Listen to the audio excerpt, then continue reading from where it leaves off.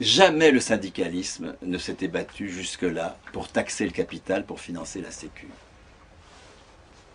Si vous taxez le capital, vous le légitimez. S'il y a moins de capital, il y aura moins de sous pour la Sécu, c'est emmerdant. Nous avons un conflit aujourd'hui, très aigu, sur la mesure de la valeur économique.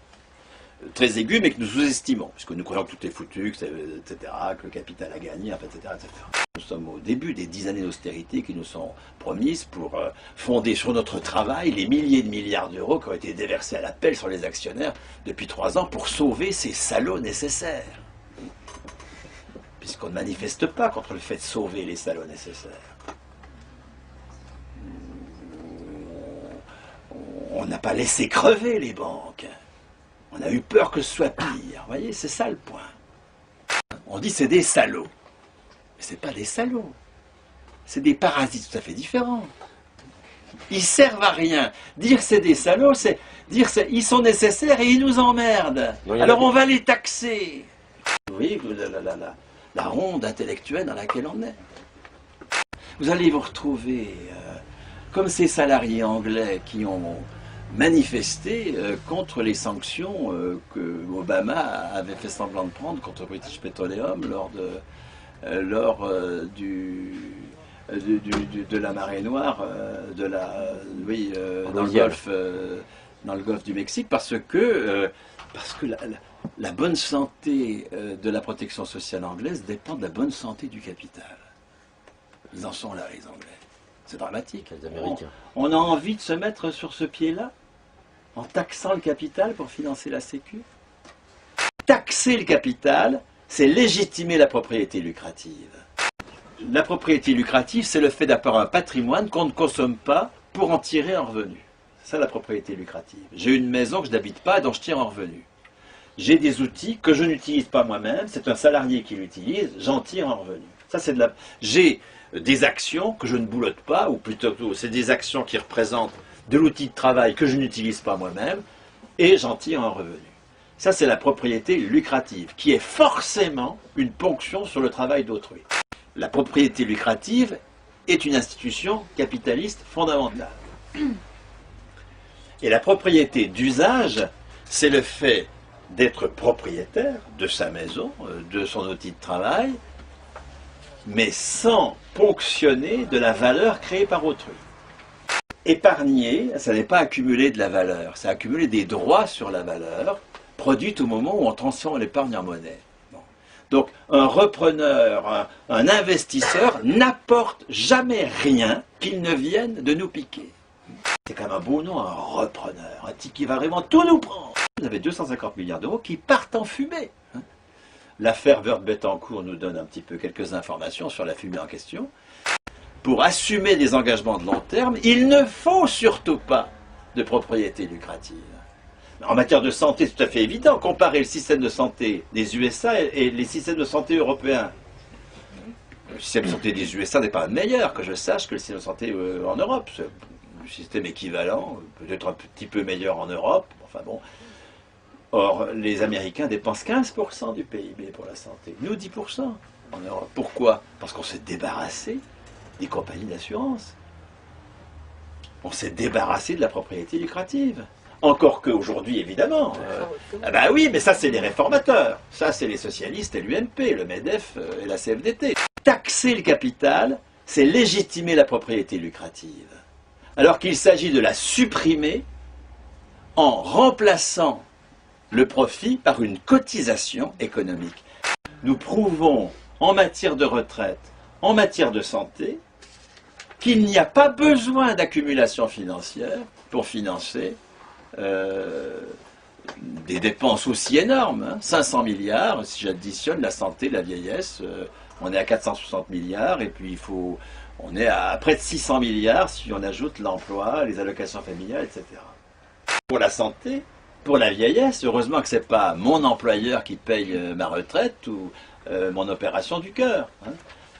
Et l'employeur, d'ailleurs, n'y a pas intérêt. Il préfère cotiser et n'avoir pas à assumer les dépenses de santé de ses salariés ou les dépenses de vieillesse de retraités qui peuvent être plus nombreux que les actifs qu'il a actuellement dans son entreprise. puisque la cotisation sociale, ça marche si bien, y compris pour l'investissement hospitalier. L'assurance maladie finance l'investissement hospitalier. Ben, nous allons financer tout l'investissement par une cotisation. Les entreprises verront l'intérêt qu'il y a à payer une cotisation plutôt qu'à rembourser des prêteurs. Et puis on va progressivement supprimer le crédit lucratif. Depuis 15 ans, nous avons abandonné toute revendication sur le taux de cotisation. Nous revendiquons la modulation du taux de cotisation. Vous vous rendez compte de la monstruosité? Ceux qui créent des emplois auraient moins de cotisation. Ce qui veut donc dire que la cotisation est l'ennemi de l'emploi. Ce mot d'ordre-là, implicitement, nous dit que la cotisation sociale est une taxe sur le travail. Vous vous rendez compte de contresens de lecture incroyable, hein? Nous avons intégré ce discours imbécile sur la taxe sur le travail qui est mauvaise pour l'emploi. Le PIB, nos 2000 milliards, c'est l'évaluation économique de notre travail. Tout est pris sur le travail. Le salaire est pris sur le travail. Le salaire direct, il est pris sur le travail. Est-ce qu'on appelle ça une taxe sur le travail, le salaire? Si j'en crois en tout cas les opposants à la réforme, oui, le salaire est une taxe sur le travail. Le profit est une taxe sur le travail. Bien sûr, il est pris sur le travail, le profit. Et la cotisation est prise sur le travail. Tout est pris sur le travail. Actuellement, la valeur ajoutée d'une entreprise, elle se partage entre ce qui va au salaire, le salaire direct, les cotisations sociales, et ce qui va au profit. Je parle des entreprises capitalistes. Le travailleur indépendant, c'est le bénéfice. Et ça, c'est normal. Il récupère le produit de son travail. C'est tout à fait normal. Je parle du profit. Sur les 800 milliards de profits et bénéfices, puisqu'il y a 1200 milliards qui vont au salaire et 800 milliards qui vont... Il y a 100 milliards de bénéfices. Bon, ça, ceux-là ne sont pas... C'est pour ça que je parle de 700 milliards de profits. Ils empochent 700 milliards et ils en investissent 400. Nous pensons qu'on ne peut pas s'en passer, ces gens-là. Qu'on peut les contenir, qu'on peut faire un pôle public. Or là, je désigne les plus opposants aux réformes, qui sont sur des schémas intellectuels absurdes. Comment peuvent-ils faire autre chose que perdre? Alors même qu'ils se mobilisent en permanence. D'où cette schizophrénie du militant aujourd'hui.